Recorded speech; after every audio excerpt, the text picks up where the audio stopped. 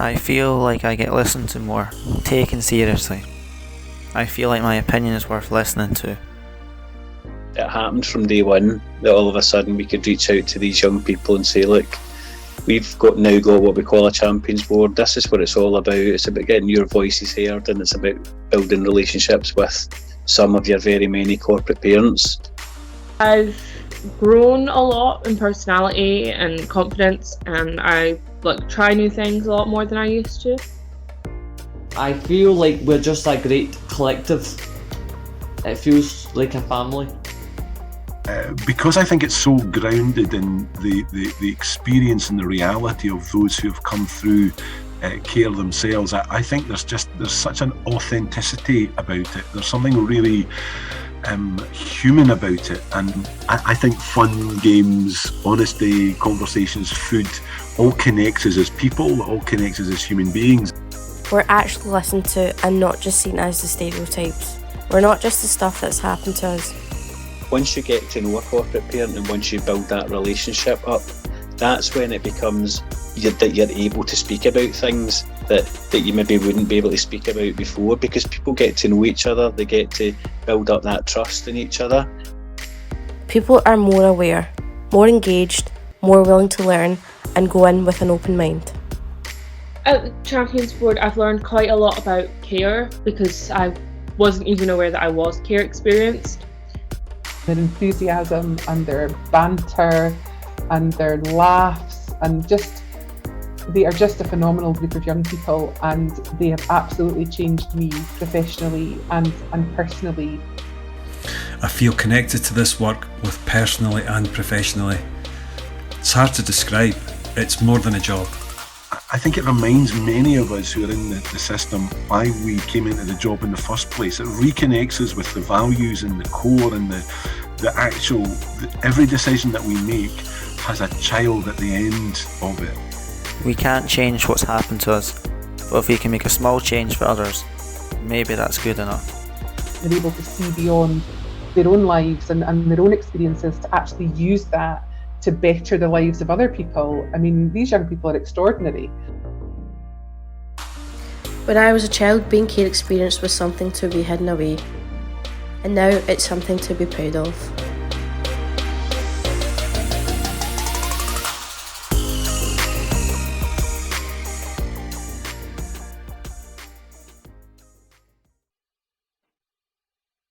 Hello everyone, and a very warm welcome to this morning's webinar, which, as you'll have gathered from that short film, focuses on Champions Boards in all their glory.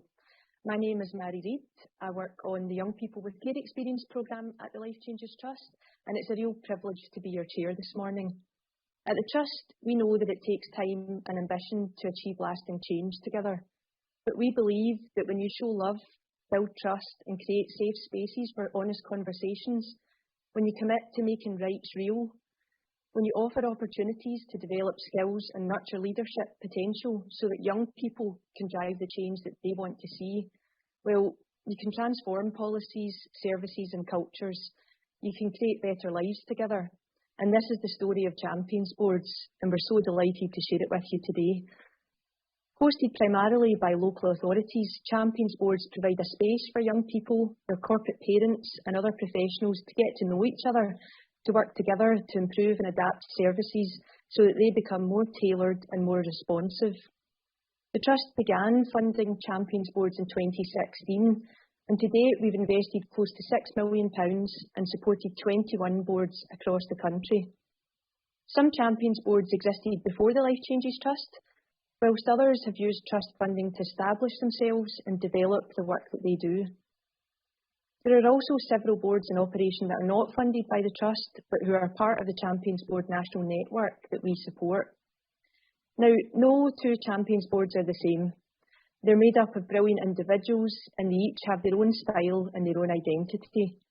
However, they share similar principles and values. They're built on the foundation of participation and engagement, and they're all supported by a focus on relationship-based practice.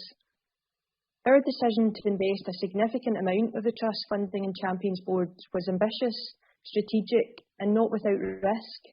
We wanted boards to have a positive impact on individuals, to influence policy and practice, and to contribute to wider system change for young people with care experience.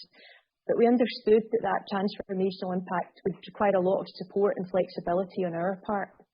We knew that some champions boards would face significant challenges, and that some might even struggle to achieve the cultural shift that we were aiming for.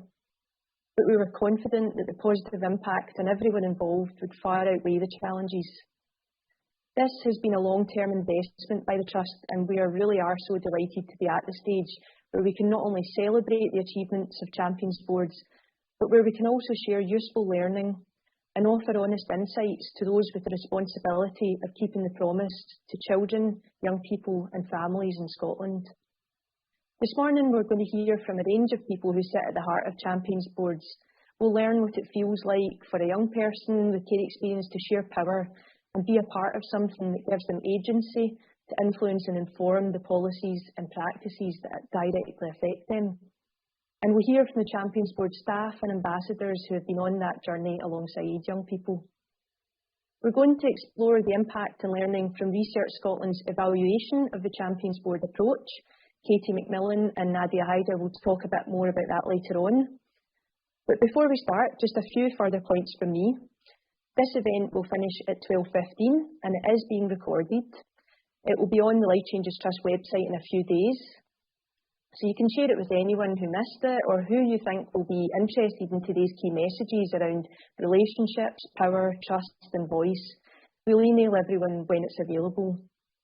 Later in the webinar, we'll be having a Q&A panel session. If you'd like to ask a question of the panel, you can put your questions in the Q&A chat section at the bottom of the screen. And also you can put your questions in the Q&A section as well. Use the chat section if you have any general comments that you'd like to make. You'll see in the chat function that there's a drop-down menu. This gives you the option to share your comments with the panel or with everyone. It's always nice to share with everyone, so just remember to select that option. So let's get on with this morning's webinar. I'm going to ask my colleague Carol Patrick to join me on the screen now. Good morning, Carol. Hi, Carol. So Carol's going to kick us off this morning by talking a bit about investment in champions boards, not just financially, but with commitment, time and an open mind. Carol, I'll let you say more. Thanks for that introduction, Mari. I'm Carol. I'm the Director for the Young People's Programme here at the Trust, and it's brilliant to see that so many of you have taken time out from your busy schedules to join us this morning. We really appreciate it. We'd love to hear your comments and your questions throughout the session, as Mari mentioned, so please do use the chat function at the bottom of your screen and join in. I've written loads of versions of this speech because champions boards are really close to my heart. It just feels like a real privilege to be saying some opening words this morning, particularly looking at the programme and seeing all the great contributors who are joining us today. Champions boards are special, that's the bottom line. And they've been a huge part of our journey here at the Life Changes Trust. Our mission is one of transformation. We know that children and young people who are care experienced still face far too many obstacles to achieving their full potential. Champions boards obviously can't address all of these obstacles, but in the local authority areas that have really embraced the champions board approach, policy and practice is improving, and there are encouraging signs of those wider cultural shifts. The promise has set out an inspiring vision for the care of children, young people and families in Scotland. The independent evaluation that you'll be hearing about today is a tool which can be used to make the case for the role of champions boards in helping Scotland to keep that promise. Champions boards will continue to evolve and develop beyond trust funding, but they will need other cheerleaders and supporters as our particular chapter comes to a close. Some local authorities and health boards have already stepped up, and that's brilliant, but we'll need more public sector partners to recognise the value of a relatively small level of investment in champions boards if the vital work is to continue. So my plan this morning is to do a little bit of scene setting and then hand over to the really important folk who are making things happen in champions boards across the country. The voice of young people with care experience is really important to us at the Trust, and of course it's central to the Champions Board approach. Throughout this webinar, we'll be offering a platform for this voice. The most powerful thing that any of us can do is take the time to listen, properly, deeply, without distraction, and reflect on what we hear. While listening, maybe you could ask yourself, what can I do today, tomorrow, next week to make a difference to young people's lives? For us at the Life Changes Trust, reflecting on the evidence of our funded work since 2013, one of the key pieces of learning that stands out is the value of relationships in creating better lives. Of course, this isn't exactly a new discovery. Research has long shown the positive impact of relationships on young people. However, the evidence from the independent evaluation into the Champs Boards shows that the benefits of working relationally are two-way and can be profound. You'll hear testimony from staff working in boards and from corporate parents who will explain how Champions Boards have helped them to grow personally as well as professionally as they have built relationships with young people. By getting out from behind the desk, connecting over food, taking part in fun activities and tapping into creativity, people with strategic and operational responsibilities can reconnect with the values and aspirations that they had when first coming into their profession. When this happens, care experience is no longer an abstract concept. Understanding deepens and respect grows for the resilience, the selflessness, the determination and energy of young people who want to change things for the children and young people coming behind them. And maybe more importantly, the power balance starts to shift. Those with strategic responsibilities recognise the importance of acknowledging their power and letting some of it go. This is the real magic of the Champions Board space. At the Trust, when we first started to think about investing in Champions Boards, we believed that investing in young people with care experience themselves was a fundamental element of creating long-term, sustainable impact. We wanted to strengthen their voices, tap into their leadership potential, and show them love and trust, whilst also growing the network of supportive allies around young people. We understood that the future is always uncertain, although this was before COVID times, so we might have actually underestimated the degree of uncertainty that we would be facing. But viewed through a hopeful lens, uncertainty creates possibilities. We believed it was possible that young people could lead, and you'll be hearing from some of those inspiring leaders today. Champions Boards represented an opportunity to invest in a different way of working. We've lots of terms now for engaging with people and trying to develop services and supports that better reflect their needs and aspirations. We might talk about co-production, co-design, or leading by lived experience. I would suggest that the language that we use to describe this process is less important than the recognition that for any social change to be sustainable and meaningful, we need to respect one another's common humanity and commit to collective, inclusive effort. In other words, we need to do with people, not do to them. This was all work without a blueprint or a roadmap, but what people did have was hope, underpinned by a belief that children and young people could have their needs met and their aspirations fulfilled if everyone, children and young people themselves, Champions Board staff, corporate parents, and people in partner organisations worked together on a shared vision. The Trust wanted to play its part too, which meant we needed to fund flexibly and relationally, with a focus on people rather than outcomes. We needed open minds and willing hearts. The independent evaluation report tells a story of Champions Boards across Scotland that's honest. It shows that there are no shortcuts. To genuinely transform the lives of children and young people who are care experienced, to keep the promise, corporate parents must create environments where long-term relationships with young people are not only possible, but actively encouraged. This provides the foundational platform to support participation. We can't kid ourselves. Without relationships, the engagement is tokenism. The Trust has always believed that young people themselves have to be the judge of success. As the evaluation shows, Champions Boards have multiple impacts on staff, on corporate parents, on policy and practice, and on wider culture. But first and foremost, boards exist for children and young people who are care experienced. Seeing clear evidence that young people are growing in confidence, developing new skills, accessing more opportunities, taking up leadership roles, and becoming more aspirational for their future highlights the value of investing in this work. As Scotland takes steps to implement the UNCRC, Champions Boards offer insight into what it takes to truly realise rights for children and young people who are care experienced. Of course, working on long-term social change is demanding. It's crucial that people engaged in this work have strong relationship networks and a sense of community to hold them steady and maintain motivation. The Trust has invested in a National Champions Board network, as Mari mentioned, as a means of supporting relationships and fostering peer support across regional boundaries.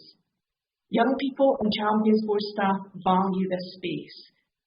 We've been lucky to have an independent facilitator for the network, Bobby Jones, who will be joining us later, and this has been important to us as a funder.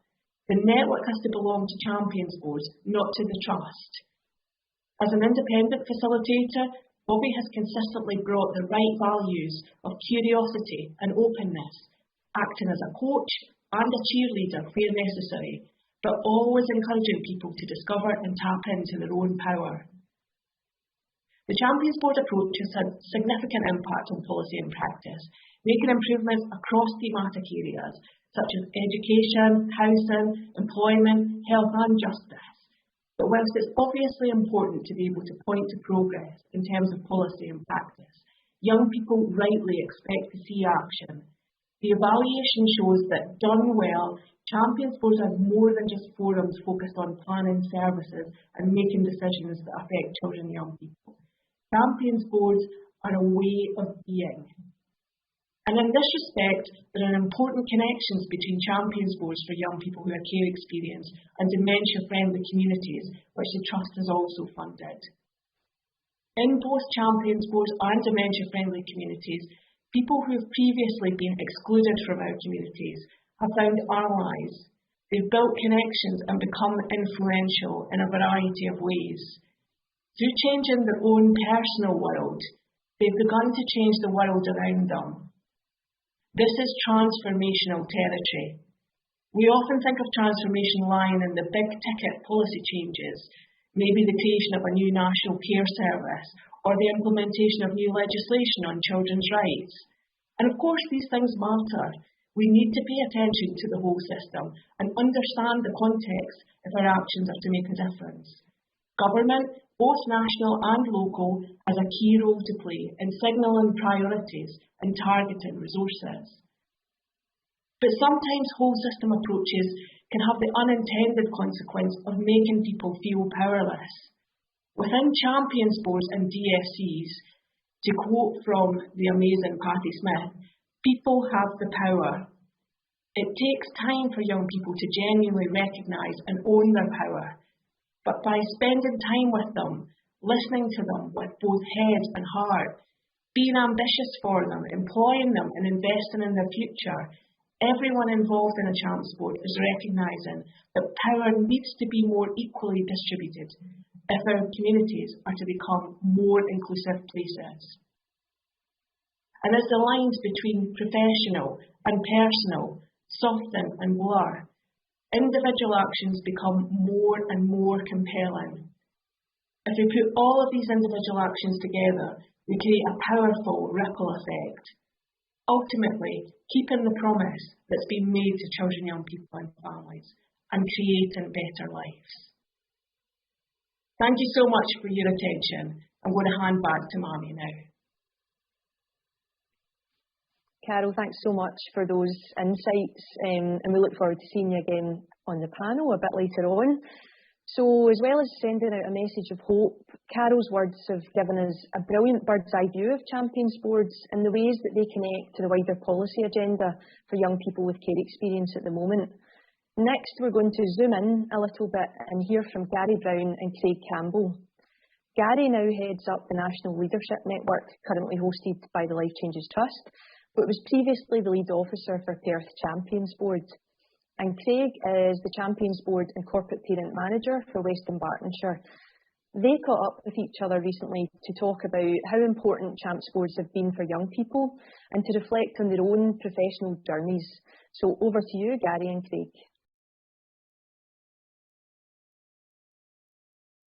Hi, I'm Gary Brown and I work on the National Leadership Network with Life Changes Trust. Before I did that, I was the lead officer for what was the version of the Champions Board in Perth, which revolved around a group called the FYI. I was the corporate parent and youth worker there. And hello, I'm Craig Campbell. I am currently the Champions Board and Corporate Parent Manager in Western Bartonshire. And I've been involved with Western Bartonshire's Champions Board since it first launched back in November 2017. If I can ask you, when it all started back a good few years ago, what was it like when you received the funding, and what was going on where you are locally for young people with care experience? And what was a bit of the background to things? I remember that time really well, Gary, to be honest. Back then, I was my job involved being working in residential houses within Western Bartonshire. And around about August 2017, I was one of the managers in one of our houses. I was asked to come out of that role and look at putting in a second funding application. Our first funding application had been declined. And I was asked to kind of come in and look at revamping it and putting it back in again. So I do remember it was amazing to get that. I think it was a phone call from memory, just to say that our second funding application had been accepted. And when we were told the plans and the amount that we were getting over a 3-year period initially, it was just amazing to think that the vision that we had in Western Bartonshire about going ahead with a Champions Board and the successes and everything else that was possible from this funding was about to become reality. So I do remember it really well. What about yourself? Do you remember? Yeah, I do. I remember what was, I think, a couple of interesting things were that there was the FYI group, who were like the sort of main participation group. I knew about them at the time before I applied for the job that I eventually got, and they'd kind of built up quite a bit of traction. There was a lot of eyes on them, so I was aware of what they were doing. But they were only being supported by 2 people as like an add-on at the end of their job. So I kind of realised I was going to be able to come in and do 36 hours a week for things, and that would only get bigger if anything. So that kind of felt really exciting. The money was going to be there, so there was a bit you felt a bit of luxury that there was money there for grants, there was money there for participation activities, all that kind of thing. I think Gary, you're right about the finance side of things. I think a luxury is a good word, and right at the beginning we felt in such a, I don't know, the position just made us feel as if people wanted to know a wee bit more about us. We were in a really fortunate situation financially, almost at one point becoming the Bank of Craig, which whenever you explain to people that it wasn't just about the money, but it definitely put us in a favourable position to be so well off, I have to say. Right. Just strange things that without Life Changes Trust we absolutely couldn't have done it, and that's continued right through the sort of 4-year period now that we're into. So yeah, I totally agree with the luxury of the finances. So it would be fair to say, I think, Craig, your Champions Board's done very well and been successful. What would you say are the key elements for that to happen? Is there anything that you'd kind of pick out? First of all, I'd like to agree that we have been a very successful Champions Board, and indeed, in my opinion, the #1 Champions Board in Scotland. And I'm quite sure Perth and Kinross are, I don't know, still in the top 10 somewhere, Gary, without you. But no, in all seriousness though, lots of key elements. in my opinion, relationships are absolutely vital. Relationships across the board, starting from with our young people, to our corporate parents, to with you guys, to the network of Champions Board. Relationships with Life Changes Trust. The participation events, which have always been fun. And I think getting the voices of our young people included in what we were doing was vital. You know, it happened from day one that all of a sudden we could reach out to these young people and say, look, we've now got what we call a Champions Board. This is what it's all about. It's about getting your voices heard, and it's about building relationships with some of your very many corporate parents. I just think when we had a focus on what the young people could actually get involved in, it made it dead easy. It's just been fab. Loads from me. What about yourself, Gary? What would you say? A lot of similar stuff. Yeah, I think the relationships, and the relationships with everybody, like you kind of said, you know, relationships with young people in a Champs Board, the relationships with the strategic people and the young people, the relationships within the Champs Board network has been really important. Yeah, and the relationship with Life Changes Trust. Like, yeah, just an unbelievable organisation, which is why I wanted to work with them and move my job, because I just have never been so impressed with.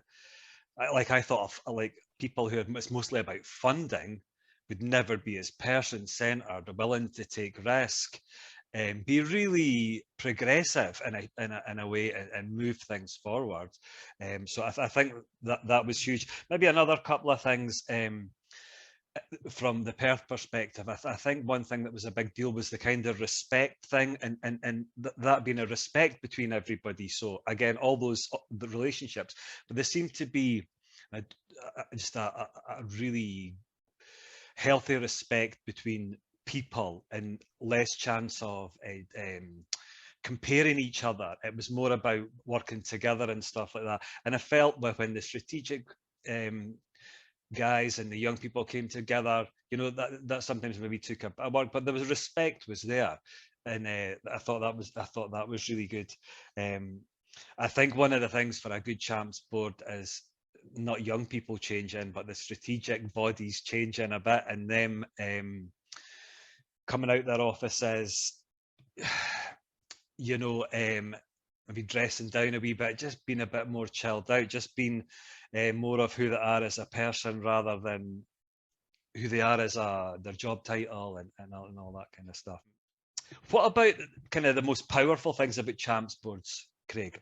I think, Gary, just as you mentioned there, I think for some of our corporate parents to realise that care experienced young people are simply young people who have had a difficult upbringing, a difficult background, and in some cases they've came up as being sort of much stronger young people than those who are not care experienced young people because of what they've gone through. And I think that was very powerful for me to witness some of our corporate parents acknowledging that, and they come to me and say, Craig, I didn't realise this was such a big deal. I didn't realise fully what care experience meant, and I want to help. And just as you said there, that wee bit about dressing down, I always remember a couple of young people had met some of our more senior corporate parents, not by age, I mean by their position.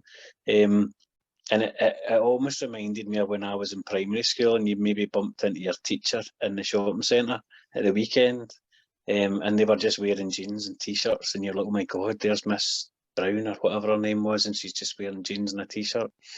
And for me, some of our care experienced young people, just to bump into whoever were chief executive or were chief officer or whoever, and for our young people to see that they're just normal people. Yeah, okay, they're normally known as suits and everybody else, but they're normal people, and most of our corporate parents are in a great position to offer their time and offer support to our young people. I suppose we couldn't have done the Champions Board without what we call in Western Bartonshire is our lead young people, and I know that they're called participation assistants elsewhere. We've had probably 5 lead young people in total over the 4-year period, one in particular who's still with us from the very beginning, Marilee. And we've got Anisha as well now, who and Marilyn and Anisha together are just fantastic, and they make my job really easy, to be honest, because if I go along to events or meetings and I've got Marilyn and Anisha on board with me, most people are just interested in what they've got to say. You know, I can end up being a taxi driver, just getting them there and sitting in the back row. But I think there's lots of powerful stuff. I think going back to, as you say, Gary, when we first met each other and we were going along to networking events with our participation assistants and lead young people, and I know that a lot of people would probably went, oh, here comes the old guys, Jack and Victor, with their grandwains. And it was like that. It was like we were going in as their sort of senior corporate parents, although we worked with them. And I think the relationship we all had with each other was quite outstanding. It's just something that I think maybe we don't blow our own trumpets enough when we're good at what we do, and I mean that across the board for everyone. But I think for me, it was just obvious to see when we were all in the networking situation that everybody got on with everybody. You didn't need to know who the lead young people or participation assistants were. When you were in their company for half an hour, it was as if you'd known them forever. And I think, you know, things, you know, like everything that we've done is staff support and Champs Board. It's all about change and trying to make change happen. And, you know, that has happened at the speed we all want, probably not, but it's happened slowly. I think maybe one of the biggest things I saw in Perth was maybe practice changing. You know, young people going, well, we should be doing a workshop on language because people don't use the best language, or we should do a workshop on this or that. They're directing, and then, you know, I could help them coordinate that, me and other members of staff, and then they would deliver it. And again, it's like what you were saying about how you're like the taxi driver and stuff like that. Because who wants to listen to a couple of Jack and Victor when there's young people with passion and knowledge and stuff like that? That's where it's at. And but there's nothing better than you maybe introducing yourself and then you just stand back and let them be brilliant. I loved that. I totally loved that. And I still have the fondest memories of just watching young people be brilliant while I'm leaning against the wall, effectively watching it all. Great stuff. So we've kind of talked about lots of positive stuff there. So what about challenges? Is there anything that you think, ooh? The COVID challenge has been a massive challenge and continues to be so in Western Bartonshire, but we are coming out the other side of it. We're now looking at getting events again together. We're coming up to the festive period for this year, and unlike last year, we're now planning events where, you know, through the government's advice, obviously, but we're planning events where we're still able to socialise with young people and get out there.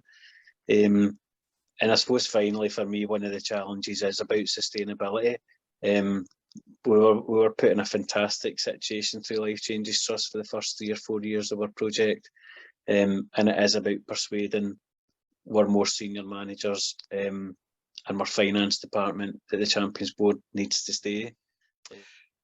So one more question to ask Craig, and then that's our chat done. Have you got any reflections to share about sort of Life Changes Trust and the strategic investment in Champs Boards? If I say anything better about them, they'll just not be able to get out of their office with their heads being so big, I suppose, Gary. But listen, I think the work's not only had an impact on us as a local authority, but it's probably had an impact on me personally as well. I know that a few years ago, during my career, something like this to come along for me to become involved in was a bit of a breath of fresh air for me as well. I've always liked to have some fun. I've always liked to have a laugh and a joke, but this gave me a kind of reboot, if you like, and a refocus on children and young people. In my previous role as a manager, you kind of lose that little bit of working directly with young people. And I kind of needed to get that back at that stage in my life, and I got that back almost instantly with Life Changes Trust. So that in turn, because it affected me personally in a positive way, it then had a positive impact on my sort of professional work as well. We've always explained to anybody that our Champions Board is a platform for care experienced young people to get to know some of their corporate parents. That's it. Simple as that, nothing complicated. Now, from that platform, once you get to know a corporate parent and once you build that relationship up, that's when it becomes that you're able to speak about things that you maybe wouldn't be able to speak about before, because people get to know each other, they get to build up that trust in each other, and they get to build those strong positive relationships. And when you've got those positive relationships, it makes it a lot easier to discuss things. So I think there's loads we could talk about. We could be here all day. But as my battery starts to run down on my phone here, I'm just a bit worried that we get booted out at the last minute. But no, it's just, I could go on forever. There's just been so many memories and so many things I probably forgot to mention, but the Life Changes Trust have just been fabulous.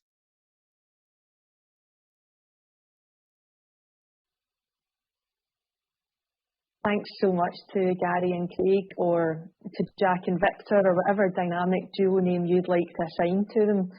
Coordinators, development workers, participation assistants and other staff, they all play such a critical role in Champions Boards. We're really pleased to have Laura and Beth from North Lanarkshire Champions Board with us a bit later on to share their insights too. These reflections, they really bring the story of Champions Boards to life, and the evaluation of the Champions Board approach captures that story. We're going to take some time now to explore the evaluation. As Carol said, the outputs are a resource for everyone to use to continue affecting positive change for young people with care experience. To talk more about the evaluation's key findings, I'm going to welcome Nadia Hyder and Katie McMillan from Research Scotland on screen now. Hello, Katie and Nadia. Nice to see you both. Thanks for joining us, and I'm just going to hand over to you now. Thanks, Mary. Hi, I'm Katie from Research Scotland, and I'm just delighted to be here today with my colleague Nadia, launching our evaluation of the Champions Board approach. Nadia and I would like to spend some time this morning just having a chat about what we found through the evaluation. But first, we really want to say thank you.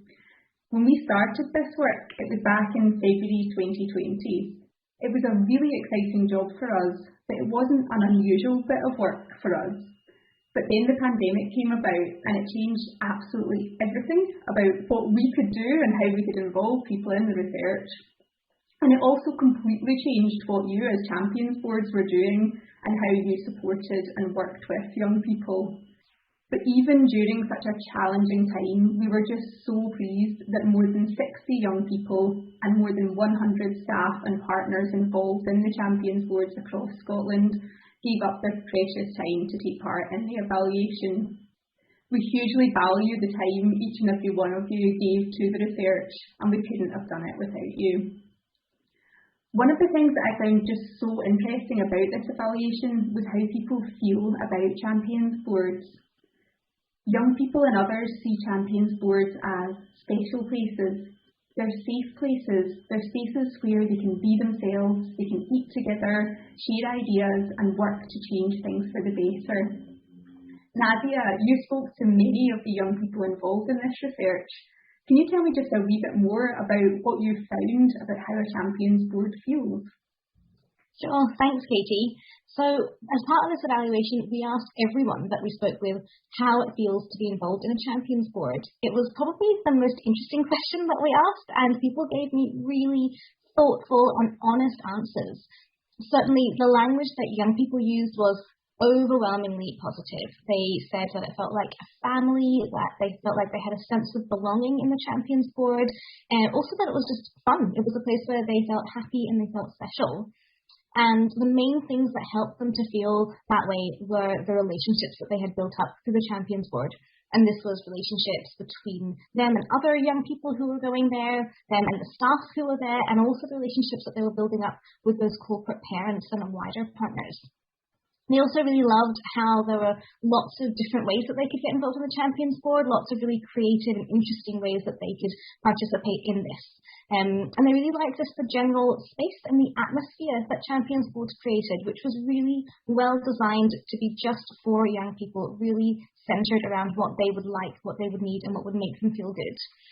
The other really important factor was the support that they got from the staff who were managing those Champions Boards. They ended up being kind of almost a one-stop shop for some people, in that if they had any issues, any challenges, anything on their minds, they could go to those staff members and they knew it was someone who was there, who would listen and who would do their best to help.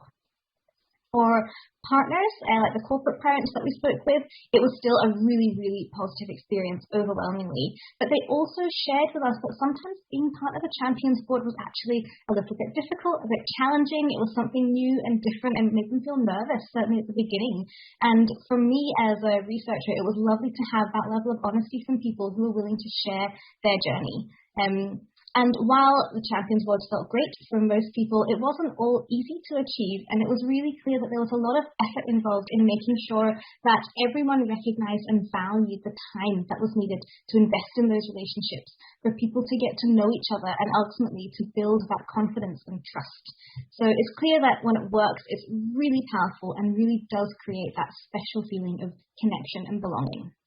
Yes, absolutely. And when you have that feeling, amazing things can happen. We spoke to the young people about the impact of being involved in a Champions Board for them. And most strikingly, and it connects back to what everyone has said this morning, young people said that the Champions Boards really helped them to build and strengthen relationships. This was with their peers, through meeting people who understand them, and also meeting people in lots of different circumstances. But also building relationships with adults, through working with adults as equals and building trust. And we saw that this really had ripple effects as young people went on to seek advice and support from adults who were involved in Champions Boards when they needed it. Young people were also very clear that being involved in a Champions Board really helped them to feel more confident trying new things, sharing ideas, learning new skills, and also working as a team, becoming a leader and a role model. And all of this had a big impact on their goals and aspirations. So we could see such a clear impact on young participants, but for many, the main reason they were actually involved in the Champions Board was to change things for others. Nadia, again, you spoke to so many young people who wanted to bring about change. Did they say that they had been able to change things? Absolutely. Most of the young people that we spoke with felt that they were definitely able to bring about change, or at least working on something that would eventually result in some change. And through the evaluation, we came across so many nice examples of changes in policy and practice across different fields, as Carol mentioned at the beginning of this session. And some of these tied in really nicely with policy changes at a national level. So we heard some great examples around housing and young people not needing to present as homeless, for example, in order to access housing. Lots of things around keeping brothers and sisters together.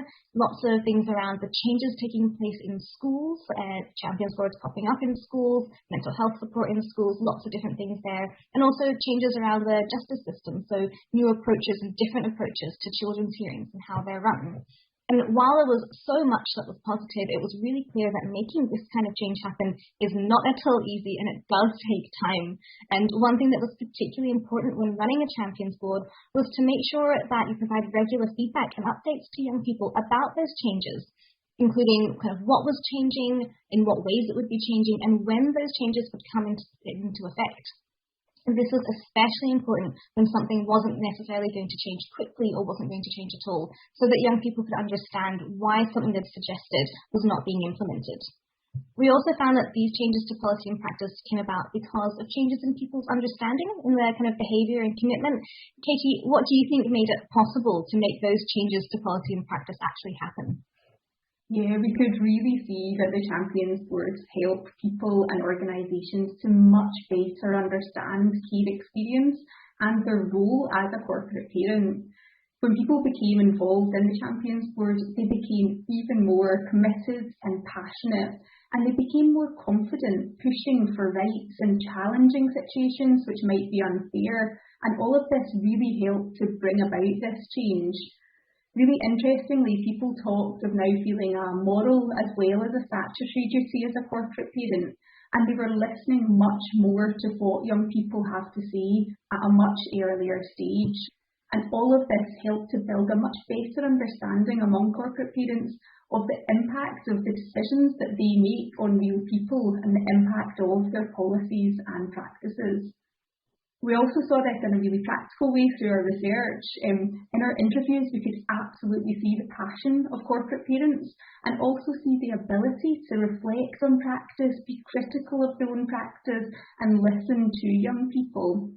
We asked some corporate parents whether young people could be involved in the interviews as peer evaluators, and the answers were just so positive and enthusiastic. Nadia, throughout this evaluation, you worked really closely with a group of 11 peer evaluators who were mainly from the Champions Board to deliver this work. Can you tell us what your experience was like of working so closely with them? Sure. I mean, I really enjoyed working with the peer evaluators. I loved it. Throughout the evaluation, they brought such a lot of natural insight into the work that we were doing. It was really useful to take account of their perspective throughout the evaluation. So from designing the discussion guides at the beginning, all the way through to designing the final report that you'll be able to see today. I really particularly enjoyed working with them on the interviews that we did with the corporate parents, like you mentioned there.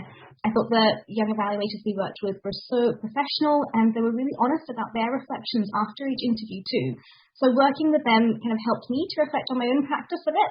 So it really made me kind of take more notice of my style and the way that I speak and the way that I work generally. Yeah, me too. And it seems absolutely right to finish our conversation this morning just recognising the input of these peer evaluators.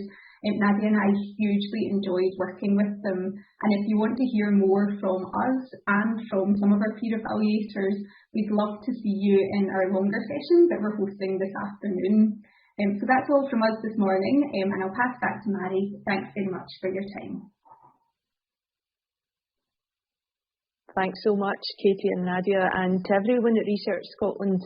When we commissioned the evaluation in early 2020, I mean, we always knew it was going to be a big piece of work, but I don't think we'd quite anticipated a global pandemic would take away any opportunity for Katie, Nadia and the other peer evaluators to meet with people face to face. The final outputs from the evaluation, they really are a testament to the perseverance and the commitment of the researchers, the participants, and also the peer evaluators. We're so grateful to you all, and we hope that everyone who's been involved is proud of the contribution that you've made. The reports are available on the publication pages on our website. And as Katie and Nadia mentioned, this afternoon my colleague Celeste will be spending a bit of time with them and with two of the peer researchers to share findings and insights. We'll hear superb reflections from young people this afternoon too, and also from more corporate parents. So there's still a little bit of time after this event to sign up on Eventbrite, or just get in touch with us if you've got any issues with sign up. There's a few more events advertised on our Eventbrite page that might be of interest to you. So we've got a Champions Board storytelling session around participation and engagement of corporate parents, and we also have an information session with Midlothian House Project on Thursday, and you're more than welcome to sign up for any of these sessions. Now, Champions Boards always find creative ways to influence policy and practice, and we're going to switch our attention now to some short films from Falkirk and South Ayrshire Champions Board. Both films share reflections on their expectations of the promise and of corporate parents. The first film is from Falkirk Champs, and I spoke briefly with Sarah Stowe, who is the coordinator there, and she helpfully explained a bit about making the film in response to the promise and what it meant to them. The second film is from South Ayrshire Champs, who are called Champions for Change. They decided to write a letter to their corporate parents expressing the things that mattered most to them in their lives and asking directly for the changes that they wanted to see for all young people with care experience.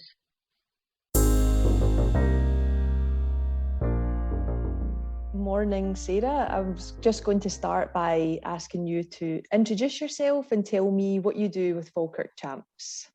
Okay, so my name's Sarah Stowe. I'm a community education worker, and at the moment I'm employed as the coordinator for Falkirk Champs. Tell me a wee bit about the film and why you've made it. Well, we made the film because we were asked to host a webinar about the promise, so for the social work department, NHS and housing staff. So we kind of had to work out what the promise meant for us first. So really that film is us working out what this promise was that's been made to us. The film then, what sort of impact has it had? How has it been received? Really well, quite surprisingly. You don't think it's going to do that, do you? We just made it as part of our webinar. And it took off. People really seem to like it, which is amazing. And we've had messages from all different councils and different people doing completely different jobs. I had a lady who's a educational psychologist asking, they could use it, and like, I mean, just people using it in different ways, I think, to kind of explain what that promise is, and also about framing it in like a positive, in a positive way, using language in a positive way. So it's been interesting. We're about to show the film. Is there anything you would want to say to people before they watch the film? Yeah, enjoy, and I suppose whenever you're speaking to somebody or about somebody, do it with care, do it with understanding. And even when you're writing something down, I think that was a big thing, like when you're writing down about people or like taking notes and things like that, for some of our young people, the stuff that you write down, that will be their memory boxes. That's going to be the thing, rather than those first pictures or that first pair of shoes that's going to go in that wee box onto their bed. For our young people, well, for the care experience young people, it could be, it's their social work notes that are stuck in that box under their bed. So I suppose it would be whatever you're going to say or write about people, do it with care, and do it, do you know what I mean? And do it with an understanding that the person that's reading that is going to be really have a big effect on them.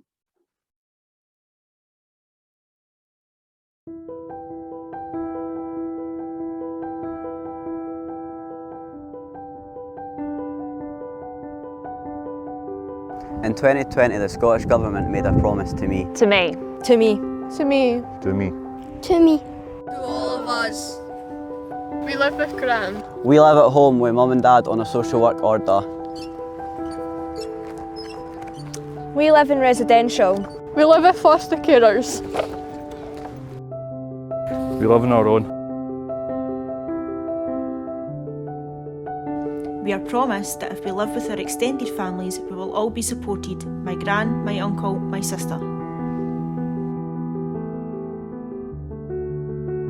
We are promised that if we can't stay with our families, we will go to a safe place, together, my brothers, my sisters, and me.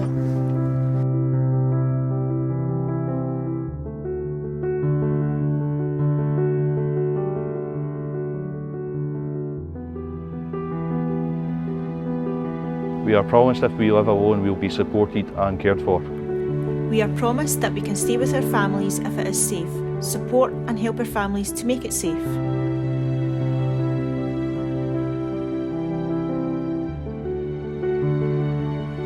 We want to be emotionally and mentally healthy. We want to learn. We deserve to have a physically healthy future. We don't want to be stereotyped. We want a future. What can you do? Help us understand our life and our journey to here. Help us learn and deal with our experiences. Offer us the support we need when we need it. Show us love and understanding. Help us to learn. Don't move us from place to place. We need to feel safe to learn and offer us support if we fall behind. We deserve teachers and tutors who will treat us with respect. Don't give up on us if we don't succeed the first, second or fifth time. The education can make a difference to our lives. Don't bring our private life into school or nursery. We should choose if we want to share our life with others. Give us opportunities to learn and grow, to work in a safe employment area. Treat us like your own. We want to be healthy and fit in. Let us join the teams and groups that everybody else does. Help support our family without judgment so they know how to care for us. Help support our families to give us the right nutrition. That way, we can learn a lifelong lesson. Without judgment, support us and our families to learn alternative ways to self-medicate. Show us love and support. Don't treat our lives like a paper exercise or an inconvenience. We know you get stressed, and so do we. We are not criminals. Understand that we are learning and making mistakes. We need your support to help us find our way. Support us to be best adults. And the parents that will be in the future. Say my name. I am not case number 25 or 52. I am Morgan. I am Ryan. I'm JJ. I am Manda. Let us know that we're loved and cared about so we don't become a number. 41% of care experienced young people leave school in S4 or earlier, compared to just 11% of our peers. They are also likely to leave with less qualifications and gain them at a lower level. Of 32 young people surveyed in Falkirk at the 3-month stage, only 72% were in a positive destination, ranking Falkirk 24th of the 30 local authorities for whom data is available. That is compared to 93% nationally for all school leavers. Around half of mental health problems, excluding dementia, start before 15 years of age, and 75% before 18 years of age. 9 out of 10 children who have been abused or neglected at a young age will develop a mental health problem by the age of 18. 65% of young people who have a mental health need are not currently receiving any statutory service support. Care experienced young people make up just 1% of the whole British population, but they make up 24 to 27% of the present population. And for women, that jumps up to 34% in a study carried out this year for International Women's Day. Between 2012 and 2016, care experienced young people were more likely to die between the ages of 18 to 21. Don't let us become news. Statistics.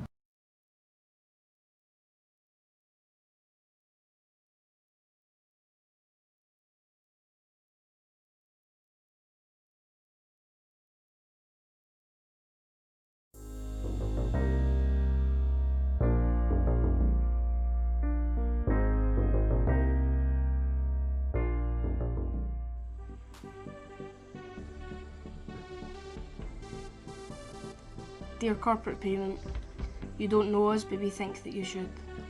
We are your children and you are our corporate parent. We need you to care for us, look out for us, know us, share our hopes and dreams for the future, teach us and help us learn from our mistakes. We come into care for many different reasons, but more often than not, it's not our fault. We often suffer abuse, neglect and mistreatment, and statistics tell us that having such a poor start in life means that we're probably going to have a poor future too. We are more likely to leave school with fewer qualifications and are more likely to become involved in crime and more likely to die at a younger age. None of this is because we're not clever or are bad. We need you to know and believe this. We want to be happy, to learn to work and to raise families and live in our communities just like everyone else. Our life started off poorly through no fault of our own. Can you help us turn this around? We need you to help us with our education because sometimes it gets left behind when we feel worried when family issues take priority. Will you support and be patient with us? Can you help us get into employment even if we have missed out on educational opportunities? Can you support us into training? We would like to stay off benefits if we can help it. We haven't always been encouraged to care about ourselves and our health. Can you help teach us about the dangers of drugs and alcohol? Can we reach out to you if we need sexual health advice or support with healthy eating? The average age for leaving home in Scotland is 25.5 years, yet the average age for leaving care in Scotland is 17. How can this be right? We need your support beyond our childhood. Will you provide us with opportunities to learn how to live independently without having to live on our own in a house that we're not ready for? None of us want to live in the hard-to-let areas or the homeless hostels. Please give us more choice than this. You are our parent. Is this what you want for us, your child? Growing up in care affects our mental health. We need help working through our issues and maintaining happy hearts and healthy minds, not to be judged or still worse, put on a waiting list. Please, dear corporate parent, you are our parent and we are your child. Will you help us? With love and hope from Champions for Change, South Ayrshire Champions Board, on behalf of the Looked After Children and Young People of South Ayrshire.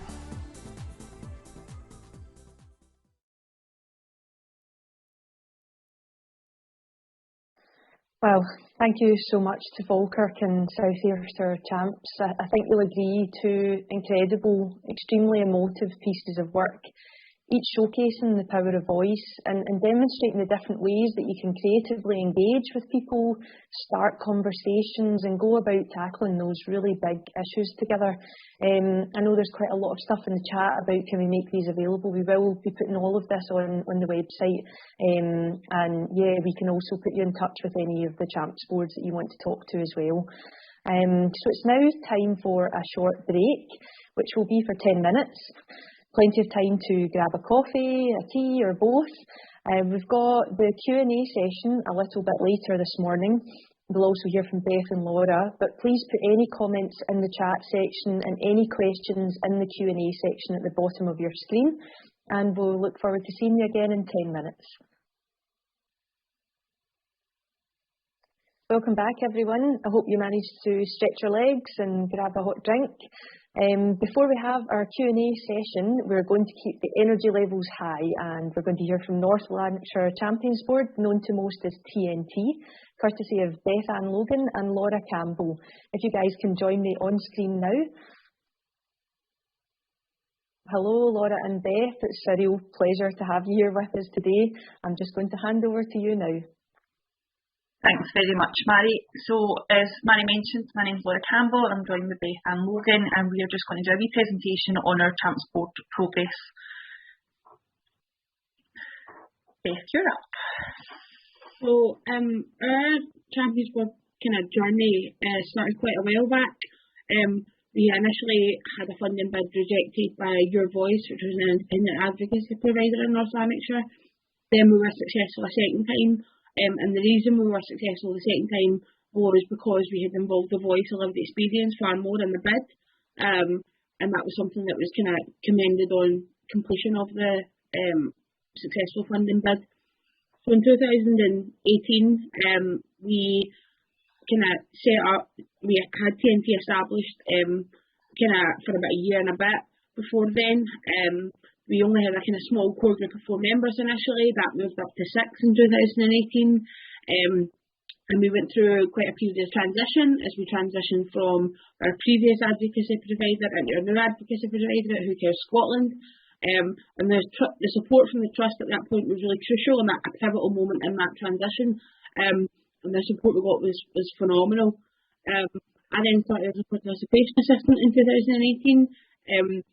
And I suppose I've nurtured the baby that was TNT.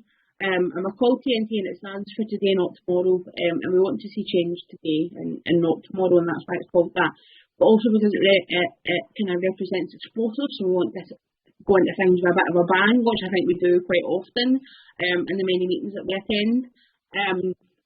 And also for the logo that we have as well, it's about the 2 T's meeting to create a bridge. And that's to bridge the gap between kind of corporate parents and care experience people being able to share their views. So we didn't have any volunteers at that point in time, and we were really struggling to gain support and recognition from kind of corporate parents.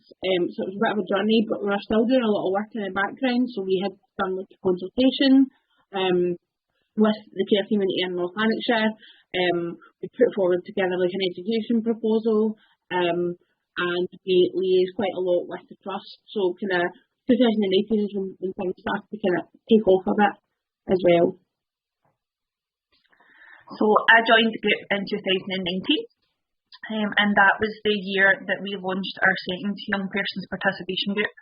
So TNT is for our 14 to 26-ish young people, and we launched Crafty Foxes, which is our 8 to 12-year-olds, and it's an arts and crafts based group. Crafty Foxes didn't start with the sole focus of looking at their care journey. It was just a young person's group that they were there to bond. They went through that process themselves, particularly when it came to doing activities for Care Day, and that's when they started really exploring their care experience and becoming interested in getting their voices and their opinions heard. And the hope is that as our mini champs, they will eventually progress to become part of TNT. We moved from 6 young people to 11. We still didn't have any volunteers at the moment in time, and there was no Champions Board meetings. So as I mentioned, I started in 2019, and I spent the first 6 months in post just trying to get the Champs Board structure in place, with quite a lot of help for the Trust and particularly Bobby. And we looked at how can we actually get things up and running. So there was still a lot of work taking place. So in 2020, we had both groups of TNT and Crafty Foxes. We had our membership expanded to 13 young people, and we also had 5 volunteers as well. And in 2020 we had like a development day in kind of early 2020, pre-pandemic, and we came up with a 2-year development plan. And the key priorities that were identified was kind of education and health, and specifically mental health kind of became a big issue. Some of the other stuff that we kind of covered was what we were finding was that corporate parents would often come to TNT to consult or to ask questions or to look at kind of how they could enhance their services, but actually they weren't coming back and telling us how the information that we had selfishly shared with them was then being fed into that wider service improvement. So we decided that we wanted to create a form, and that was, there was 2 stipulations on the form. The first one was you provide the dessert, and the second kind of point on the form was kind of making sure that feedback loop was maintained, so that people were coming back to us and saying, well, this is how we took your views or your opinions or your perspective forward, and this is what we've subsequently done with that information. And I think that was really, really important to create that feedback loop, because it was something that had been missing. And it was also something that we knew from the wider network as well that people were struggling with too. So that was something that was really important. We also seen the new kind of leader of the opposition party in North Lanarkshire kind of become more involved with the Champions Board, become more curious about the Champions Board, and he came to one of our meetings and he was like, what can I do for you? And we were like, we need a Champions Board meeting, like we've been set up for years now and we've not had a meeting. He was like, leave it with me. And he went back and he came back and he was like, okay, we'll have our first Champions Board meeting. So we had our first Champions Board meeting in person, and it was hosted at a local community fire station, and it was actually on the day that the pandemic was announced. Laura was like, nobody is leaving this room until we get commitments on paper. So that was something that we really kind of celebrated. So that was one positive that came kind of pre-pandemic or kind of absolutely bang on the nose of pandemic. We also, throughout the course of 2020, had 2 other online Champions Board meetings, so that was a cycle Champions Board meeting starting to set up now, and make sure that it was a regular occurrence within people's diaries. And we've gained quite a lot, and Laura's going to kind of tell you some of the stuff that we've gained from that. Thanks, Beth. So 2021, obviously we were still kind of in the pandemic with some restrictions, but we managed to set up a 3rd participation group. So you might have picked up that Crafty Foxes was 8 to 12 and that TNT was 14 plus. So there was an age gap in the middle that we weren't quite hitting. So we established our middle group. The name has changed because they were called Magic in the Middle, and then the current group have decided that it would be the Mad Middles. So the Mad Middles is for our 12 to 16. They've only been running for about 2 months, so that they're still quite new to the Champs Board process. It's very young person led, they set the agenda, and the hope is that once we've established those relationships and that they're comfortable, we can then start to implement some of the Champs Board processes and get their voices and opinions heard as well. So between the 3 groups we've now got 22 young people involved. And we've got 4 volunteers. We did lose one during the pandemic just to personal reasons, due to change our job and stuff. As Beth mentioned, we now have regular Champions Board meetings, so they happen on a regular basis, and work takes place in between that as well. Now that I have that mailing list, they don't get peace for me. I quite like to annoy people until I get what I want. And there has been a lot of progress. So I'm just going to talk through some of the stuff that the group have been working on and some of our key achievements. So Beth mentioned paperwork. She mentioned the visitor forum. That was one of the first things that implemented because the feedback loop is so important. We don't want to be a tick box exercise. We want people to take the information that we're giving them and we want them to do something with it. And we stated right at the beginning, you know, even if you're not doing anything with it, just let us know. Like, it's fine. Like, we're not expecting the world to change overnight, but let us know what you're doing with the information that we're giving you. We also came up with our terms of reference, which was quite useful when we set up the first Champs Board meeting, just to ensure that all the corporate parents there knew what they were doing. And again, Bobby had helped plan a development session just to cover with them what their roles and responsibilities were. We came up with a code of conduct for the group. Just loads of things that we put in place to ensure that things were running smoothly. We worked with the local authority to raise awareness about the council tax exemption for our care leavers, because quite a lot of our care experienced community didn't realise that that was something they were entitled to. So one of our young people went to corporate comms and we made a video to raise a profile of that. Education was one of the key themes that we picked in our 2-year development plan. And part of that was we went to the head of education and said, can we visit every first year class in every high school in North Lanarkshire and do a presentation? And they said, yeah, go for it. So we've started doing that. And the presentation is about care experience in general and just raising the profile of what that means, but also looking at the impact of how being in care can impact a young person's education and how their day-to-day experience of school is impacted. So the young people either attend face-to-face to do a wee chat about what it was like for them, or if they can't be there in person, they're there virtually in terms of a video or just some comments that they've put together. We've started doing that and so far it's gone really well, and if I have been honest, I think some of the staff take away as much as what the pupils do. We've also been engaging with virtual skills just in terms of looking at language and the language that is used in school when we're talking about young people that are care experienced. We have engaged with Police Scotland, so we made a video in terms of what their corporate parent duties were. That was pre-COVID, and we now have been approached by the police, and the fact that the police have approached us and it's not been the other way about just to me signifies the difference in the impact that the group's having. So they have approached us to see if we can be engaged in terms of how the police communicate with young people. And we also looked, we did a session on the police's use of body cams. Dave, can you pick up for a wee minute? Yeah. We also kind of raised at a Champions Board meeting about finances and, more importantly, kind of students and how they were in receipt of a bursary, but then when it came to the summertime, they were they had no money, like they had no finances and stuff like that, and that was like a really pivotal moment for me actually within the Champions Board journey, because the Chief Executive of the Council kind of held his hands up and was like, right, okay, I hear what you're saying, let's have a meeting about it.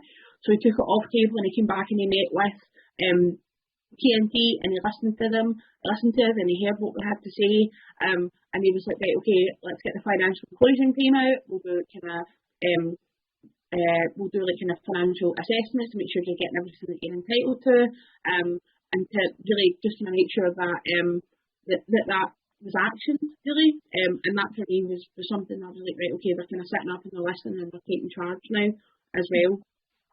Yep, and the Chief Executive has also asked that there's a joint review carried out, just in terms of care experienced young people's finances. So that shouldn't just impact the group, that should impact every care experienced young person in North Lanarkshire, and that's something that we're really keen to progress, and we'll be picking up again in December. Also been engaging with local authority in terms of contextual safeguarding. So North Lanarkshire is one of the pilot areas that's looking to embed this into everyday practice. And contextual safeguarding is round about ensuring that young people are safe in every area of their life. So while child protection focuses on keeping them safe in the house, contextual safeguarding looks at keeping them safe everywhere else in their community. And there's a big part of that looking at language, which is also a key theme that the group have been working on. So we're really keen to be involved in that, and we'll be supporting young people to get their voices across and their opinions on that and what they think should be embedded in day-to-day practice. We have also been looking at the Youth Justice Review, so Beth is at the forefront of that, and again that is about getting young people's views and opinions of what it's like to be part of the youth justice system, what could be better. So some of the initial thoughts processes are about ensuring that it's the same panel members, that young people are getting access to advocates if they're going to a hearing, that they're getting to visit the hearing centre beforehand. And we'll be linking the youth justice questions and the contextual safeguarding questions, and Beth and I will be going out to engage with young people across North Lanarkshire. Language we've mentioned a few times, so it's quite a big area of focus at the moment in time. So our social media contacts will come up later in the presentation. If you follow us on social media, you'll see recently we made a language bin, and we started putting language that we feel should be binned into it. So if anybody's got anything they'd like to add to it, feel free to give us a wee follow and send us a wee message and we can add your comments in. And as Beth mentioned, so education and health, particularly mental health, were key focuses. So in terms of mental health, we had a very emotive sessions looking at what works well within the mental health support system and what doesn't work well. And that information was shared with Who Cares Scotland in terms of their annual participation programme, which they feed into the Scottish Government. And it was also shared with our local authority. And again, the fact that they have come back and said, we do not want these young people given these thoughts and these feelings and these opinions and nothing happening with it. So they came back and said, can we progress this? Can we co-produce a support service for young people 16 plus So again, the fact that, you know, we're given this information and it's actually going somewhere and its impact and change has just been really, really great. There we go. So I mentioned the council tax exemption video. That can be found on YouTube. I think Mary's going to stick the link in the chat, so feel free to go and have a wee look at that. And as I mentioned earlier, we engaged with Police Scotland to make a video, so I'd just like to finish the presentation with sharing that video with you, and thanks very much for your time.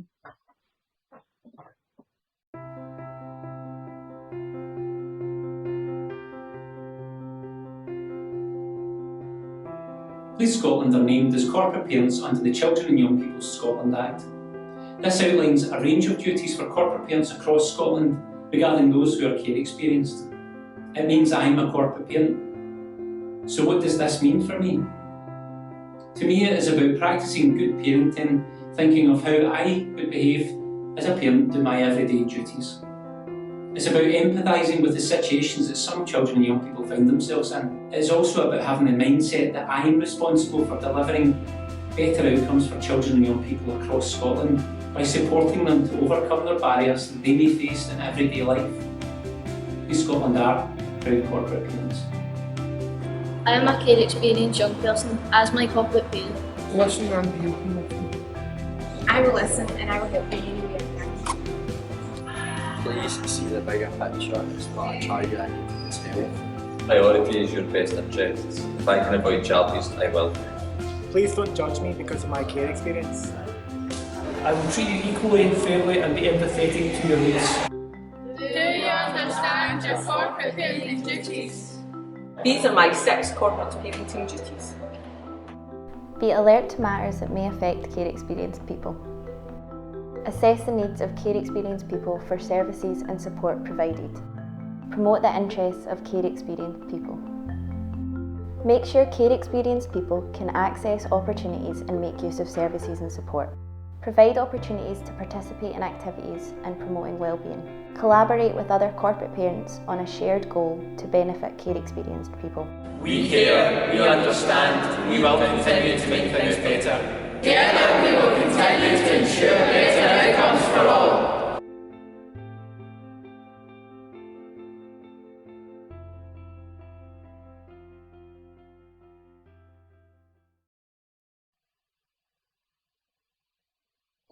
Thanks so much to Beth and Laura for that brilliant presentation and also for sharing another powerful film. Your story is so important because it shows that this work isn't plain sailing and it isn't linear, but with the right people and a genuine commitment to engage, collaborate, share power, so much is possible when we sit alongside young people. I'm also really happy because I get to welcome Beth back on screen again because it's now time for our Q&A panel. So I'd like to invite everyone in the panel to turn their cameras on now and join me on screen. Morning, everyone. So we've met some of you already. I'm just going to ask a new face that we've got here to introduce themselves. So Bobby, can I invite you to introduce yourself? Yeah, I'm Bobby and I coordinate the Champs Board network. That's great. And Jackie, we've also got you on screen as well now. Could I invite you to introduce yourself? Hello there, I'm Jackie Brock. I'm Chief Operations Officer until the end of the year with the Promise Scotland. Lovely to meet you. That's great. Thank you, Jackie. I'm just going to start with a question for you, Jackie, if you're okay with that. So we've heard quite a bit about the impact of Champions Boards on shifting culture and obviously realising the Promise will rely on wider structural changes like this. What are your thoughts on the role of boards in keeping the promise? Thank you. Well, firstly, thanks for such a great webinar. I've been making a reminder to myself that I want us to make sure in Promise Scotland that our website and our media captures all the amazing films and stories. So perhaps I could talk to you, Mary and Carol, about that. And also we'll send out a request because that's such a, obviously those films, for example, have said everything, haven't they, in terms of why we need to keep the promise and why we've got such a great opportunity to do so. And I think one of the reasons why we've got so much cause for optimism that we're going to achieve the promise is the work of corporate parenting boards, because for several years now, many local authorities and their partners have worked away to support the establishment of the corporate parenting boards, obviously spearheaded by Life Changes Trust. And I think what we're seeing and what we're hearing about this morning is moving from a kind of tokenistic approach to we're going to have a board, through to actually following through on what children, young people, those with care experience say needs to happen. And we're actually seeing that is happening in relation to schools, the children's hearing system and elsewhere. So that move from talking, from bringing children and young people into the room, through to we can see these changes that we're making. There's a direct link between what we were told by children and young people, and they're helping to work with us to make those changes. That's the real, and that's the key to the success. That's demonstrating this isn't tokenism. I have to say, I'm not convinced that the great work we've heard, for example, from Falkirk and North Lanarkshire, it's not happening in every area.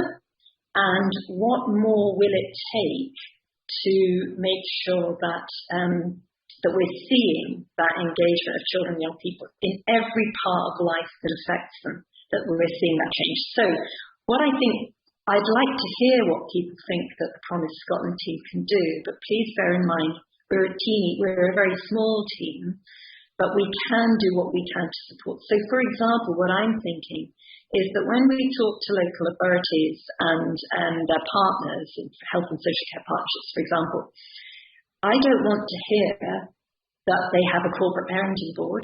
That's great. They've ticked the first box. I want to hear what difference have those boards made to keeping the promise. What specific actions and progress and investment has been made in those boards, listening to them, actively working with them, with those children and young people alongside those folk with power to make changes.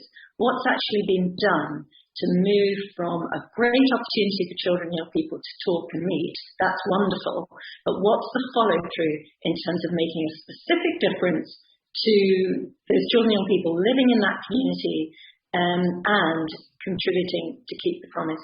So we can certainly make sure that we're not being fobbed off with what I heard in another context over around COP and with youth washing. We can really do our best to make sure that we are holding to account and really supporting corporate board and parenting boards by making sure that you get the support you need, and all the members of those who are giving up their time to make sure that we can follow through in actions to keep the promise. Sorry, I'm aware that I've probably got on a bit of a platform there, but I feel so strongly about the important role for Champions Boards, and this is kind of acknowledging the start of the work and the contribution towards keeping the promise, and how we really make sure we increase and maintain certainly, but absolutely increase the contribution to make sure that we do keep the promise by 2030 at the very latest. Thank you. And thank you for the invitation to come along to the panel. I'd really appreciate that. Not at all, Jackie. And yeah, thank you so much. I think people will be really pleased to hear your passion for Champions Boards and your response there. And Bobby, I'm going to ask you a question now. There's a bit of a mention of, variation across Scotland. You've facilitated the Champions Board National Network since the beginning of the Trust investment in boards. Can you tell us briefly about network activities and why you think people find that space so valuable? Briefly. No. I was kind of thinking, when did the network actually start? It was 2015. I had to check emails I'd sent in order to work out, because it's all become a bit of a blur recently. But 2015, so right at the very start, before the first boards were even funded, the Trust built into the application process a residential leadership programme, residential development programme up on Skye. So the first 10 or so areas that applied and were in the process of waiting for funding went up 2 people from each area, 1 key worker and 1 young person who at that point was really interested in being involved in this Champs Board thing, whatever it was going to become. And those 2 people from each of those areas became the first part of the network. So it was like 20 people or so. And at that point, we were trying to get folk together maybe 3-4 times a year just to share learning, build relationships with each other, and start to develop their plans for what these Champs Awards were going to look like in practice. And then when the second wave of funding happened, and then when more and more young people started to get involved in the work, the thing became so big that we had to shift the way we were doing it. And I suppose the approach to the network has always been not, this is the network and you fit into it, but what does it need to be to work best for purpose, to be most useful. And so it's been all kinds of things. So the activities have been really varied over 6 years or so. We moved to having a yearly conference in Perth in November time, which this is kind of replacing this year, where people could come from all the different Champs Awards areas and kind of celebrate stuff and share learning with each other. But we also realised we needed other stuff as well. So we've done regional hub events where a local Champs Board has hosted 4 or 5 others coming together to often just share food and build relationships and perhaps share some of their plans or the things they've been working on. We also found folk were starting to say, well, it's good actually to get together and be able to talk about challenges and some of the difficulties and kind of work through them, and that can be harder at these bigger, more conference-like events. So we also started to do peer learning workshops where people could get together to really get into the nitty-gritty of some of the challenges and stuff. We've done some social things. The building relationships bit has been super important right from the start. And we've also done some development programs. So in the early days, we had residential programs following on from the leadership programs that were opportunities for people to get together and share the plans that they were creating and work with other Champs Boards as well. And what started to come out of that was a move from we're all doing our own thing in different parts of the country and perhaps being compared to each other, or perhaps we feel we're almost in competition with each other, to actually, hang on a minute, we're the ones that get this stuff and we're the ones that are all trying to achieve the same thing. And actually we're part of a movement rather than we're lots of separate individual areas kind of comparing ourselves to each other. That shift probably happened, I don't know, about 18 months in, something like that. So I think one of the main things people have got from it, from my observations, has been a shift from, are we doing the right thing compared to somebody else? Are we doing enough? Are we going in the right direction? To we're the ones that know this stuff and can support each other best with it in those spaces. And I think the peer learning and peer support, everyone benefiting from both challenges that people have had, sometimes things that people have tried out and haven't worked, sharing all of that stuff as well as sharing all of the achievements and the kind of wins has really helped people, I think, find a way, navigate a way through all the things that come up when Champs Boards are in progress. And I think the other thing has been about there being quite unique roles that people are doing in the Champs Board work, the participation assistant roles particularly, but also some of the coordinator roles, and being able to get together with other folk who are doing those roles and support each other has been really important. And then, of course, with COVID over the last 18 months, we had to pivot what we were doing pretty quickly from getting people together in spaces and being together physically to doing stuff online instead. And the peer learning workshops shifted online, and we've been doing them almost every week, every Monday since the beginning of the pandemic. And they have been alternately a support group for people struggling with the pandemic itself, to a place where people could share what they were doing to try and engage our young people, to just whatever was really needed at the time. And that's included some mindfulness stuff, some issue-based chats on language. We've had each and every child input. We've had loads and loads and loads of different things happening. It's impossible to cover it all in a short space of time. We've done lots of stuff and it's been great. But I think the main thing has been about not trying to make it something that people have to fit into, but making it evolve into the thing that it needs to be at any one point in time, for the folk that are involved. That's great. Thanks, Bobby. I'm conscious of time. We're going to take a couple more questions, actually, just because we've got a decent panel here, so I'd like to give you all an opportunity to say something. But keep an eye on the chat. If there's anything you think you can answer directly in the chat, please go for that. Gary, I'm just going to ask you a wee question about boards. Obviously, in the film, you can see how close they are to your heart. And the work that you're doing now, how do you think Champions Boards will interact with the National Leadership Network going forward?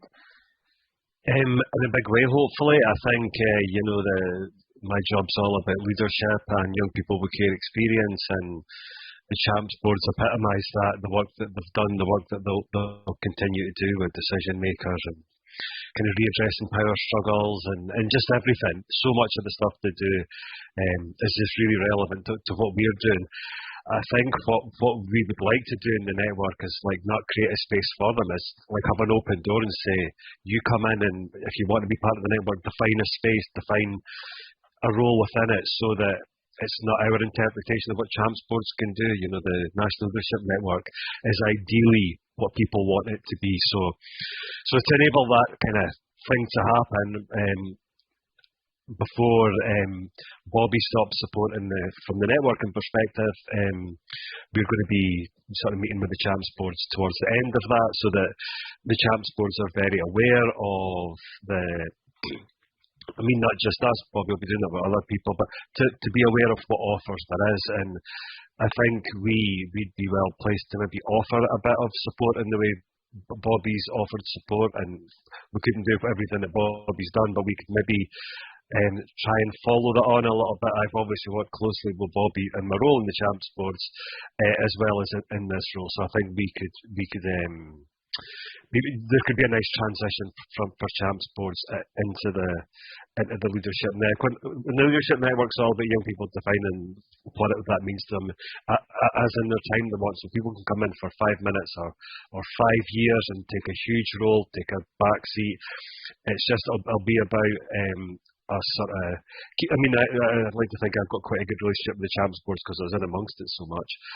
But at this period moving on, it's just really crucial that we keep that, and I suppose I'm quite well placed to be there with my old hat on and my new hat on, which is a lovely thing. So, yeah, there'll be lots of opportunities and experiences for people. So the door's open, and we just want them to be in there doing what they want to do. That's great, thanks Gary, and yeah, keep your eyes peeled for more information on the Leadership Network coming out before the end of the year. There's a question in the Q&A about relating to the evaluation, Katie, and Katie or Carol can pick up on this. Gordon said that Beth raised issues around feedback and sometimes the lack of it from corporate parents who sometimes came along to consult but didn't return with responses. Just does anybody have any reflections on what the evaluation found out about holding corporate parents to account and properly hearing what Champions Boards are saying? Yeah, thanks. I thought that was a really good question and picked up on what Beth Ann was saying in her discussion. As part of the evaluation, we found that most of the young people that we spoke with did feel that they were able to bring about some sort of change, or that they were working on something that was about to bring about a change in the future. So there was quite a lot of positivity from young people. But the people who felt that they weren't bringing about change often talked about that feedback element and the fact that they didn't get much feedback. So some said, well, things could have changed, but actually I don't know because I haven't heard. So it was that kind of, they wondered whether it just took time or whether something had actually changed and they didn't know about it. I think I was interested in what Beth Ann was talking about around kind of co-production, because I think the best examples we heard were where young people identified the issues themselves. They then worked jointly with corporate parents to co-produce and bring about change on their own terms. And I think that some of the Champions Boards were actually concerned that they'd become a little bit too successful and well known. Lots of people came to them to consult, and they actually had to be really careful about saying, well, we actually get asked for our views all the time. We value our young people's time, and that's just not on our agenda for this year, so you can come back to us in the future. We aren't able to do that. Or value our time and make sure that you pay us, recognise us, give us dessert, those kind of things, so that we can get involved. So definitely lots of issues there, but most of the people we spoke to, the young people, did feel that they were working on something where they'd be able to bring about change, or they could point to a clear change that has already happened. That's great, thank you. Beth, I'm actually going to finish with a question for you. There's a couple of things that I'd quite like to pick up on with you. You're such a strong voice in Scotland and beyond, and you're involved in so many activities and pieces of work that are trying to achieve transformational impact. Where does your work with Champions Board sit in that landscape, and why have you stayed so committed to it over the years? And also there's a wee question in the Q&A chat, how full has your language been now as well, if you want to reflect on that? Okay, thank you. I guess because I'm so committed and I'm so committed to the cause in general, like for getting things right for care experienced people and their families, and ensuring that everybody has what they need to thrive, really. And also to ensure that experiences like mine and others are replicated for the positives, but not the negatives. And I suppose I've nurtured TNT as a baby, so it was an entity. We had established a name and a group, and we had a group of people before we applied for funding. And I suppose like the passion and the drive and determination comes from a little bit of loyalty to my local authority as well, because I'm North Lanarkshire born and raised, and it's about and I suppose in my full-time job now as well as a promised development worker for North Lanarkshire Council, it's about pushing them because I know they can do better, and I know they should be doing better.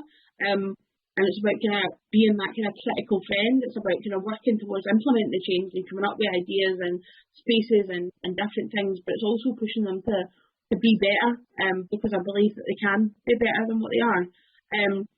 And I think it's not through anybody's fault of their own. It's everybody just gets caught up in the big machine that is working within a system. But we need to remember that it's people that make the system. So it's people that define the decisions. And it's people that define the solutions as well.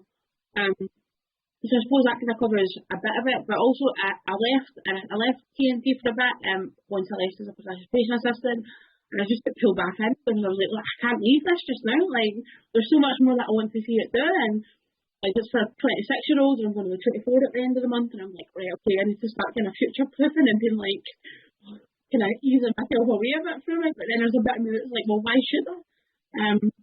So yeah, I guess I'm just so passionate to the cause. I think that care experienced people are amazing. And I just really want to amplify the voices of those that have been silenced, or those whose voices that we didn't hear in enough time. So I often talk about the young people that we've lost along the journey, and we've lost quite a few, and I want to do their voices justice and to make sure that what happened to them never happens to another young person within North Lanarkshire again, and that we recognise that and we hold that in our hearts, and we hold them in our hearts, and we hold their voices close to us as well. As for the language bin, it's not brimming yet. I suppose we're still working through things, and I think I'm currently co-chairing a group on record keeping within North Lanarkshire Council, and it's looking at how we record information about care experienced people and their families to ensure that when they're reading that, it's like a bit of a memory box. So what would it look like if we wrote letters to young people rather than daily logs? What would it look like if we wrote letters to young people rather than reports? That they could understand and they could feedback, and they could understand, help them bridge together pieces of life that they're maybe not so sure about. So we're working on language, and we're using some of the resources out there. We're really keen that we're not reinventing the wheel, because there is the track stuff, there's the Each and Every Child stuff, there's the Beacon House trauma team stuff. So there's a lot of work going on around language. But how do we personalise that? And again, it's what Bobby was saying about how do we make sure that fits within the construct of North Lanarkshire. We're always welcoming more ideas for our bin, so that it grows and so that we can make sure that the language that's being currently used that needs to be binned is binned, and it's binned for good as well, and it's not just something that will come back up again, because that's sometimes what we're seeing. And there's a really powerful YouTube film, I'll try and find it and send it to you, Mary, about what young people lack when we talk about looked after children as well. So I'll find it out and I'll send it to you. Excellent, thanks so much, Beth. I imagine you with one of these sort of biffa bins by the end of this, one of the giant ones. Thank you to everybody in the panel for joining us today, for answering questions. Sorry we didn't have quite as much time to go through things because the content's just been so rich. But thank you everyone. I'll let you go now so you can relax and enjoy the rest of your day.